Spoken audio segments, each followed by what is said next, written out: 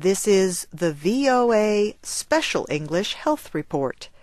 Every year, malaria sickens about 500 million people. More than 1 million of them die, mostly young children and pregnant women in Africa.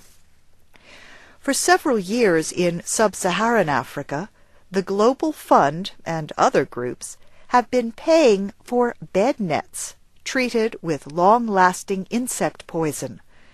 Malaria is spread by mosquito bites. The groups have also invested in anti-malaria drugs for ACT, artemisinin-based combination therapy. Recently, a team from the World Health Organization visited Ethiopia, Ghana, Rwanda, and Zambia. These countries were the first to distribute the bed nets and medicine. The Global Fund to fight AIDS, tuberculosis, and malaria requested a study to see if the interventions were helping. The researchers found that the answer is yes. They looked at records of children under 5. They found that malaria deaths fell by 66% in Rwanda between 2005 and 2007. Deaths fell by 51% in Ethiopia, 34% in Ghana, and 33% in Zambia. The team reported that limited supplies of bed nets could help explain the more limited effects in Zambia and Ghana.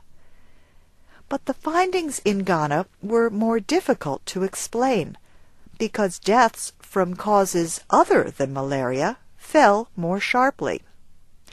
The report says this was in keeping with general improvements in health services. The full report can be found at who.int on the page for the Global Malaria Program.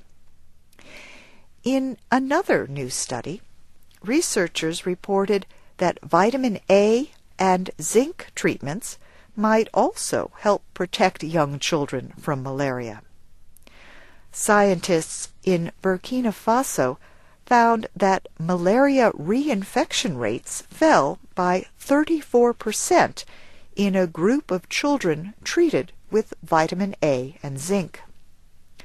The findings appear in Nutrition Journal, an open-access publication that can be read free of charge at nutritionj.com. Now, we turn from a disease that kills 1 million people a year to a behavior that kills more than 5 times that many: smoking. A new report from the World Health Organization estimates that tobacco killed 100 million people in the 20th century, and it says the number this century could reach 1 billion.